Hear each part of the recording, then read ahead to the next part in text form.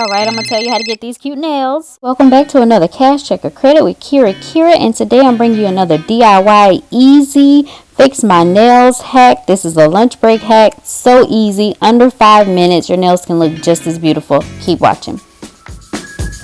So this time around, I decided to take you guys with me along to the store and show you how I pick out my nails, price points. And today's nails are the Kiss nails. They're French with the pink tint to them, and I got them in a medium length.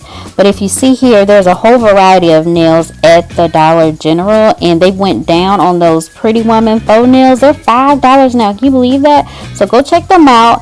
The Kiss nails that I purchased were only $3, and they're $3 because they do not come with glue. But those Pretty Woman nails, they do come with the glue. So I just use the glue from the Pretty Woman nails.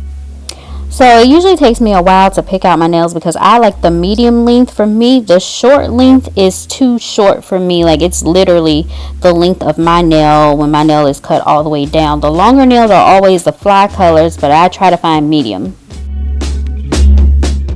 So for those of you who are unfamiliar with press-on nails, where have you been? Go ahead, subscribe, check out some of my other videos. You want to start with your nails coarsely buffed, and then you pick out the sizes. The numbers are on the insides of these nails, and let me tell you, they are teeny tiny, and it was really hard to read the print of the numbers on that white tip, just FYI. But you pick out your size, and then I usually just put them back up. I double them up, and then I put glue only on my nail. The instructions say to apply glue onto the false nail as well as your nail, but I only just put the glue onto my nail. Since you have filed your nails down coarsely, it makes the glue and the nail adhere to your real nail a little bit better than if it were on a smooth surface. And now, just like that, we're done. Make sure to like, comment, share, and make sure you subscribe to this channel if you want to see more videos like this. I will catch you in the next one. Bye.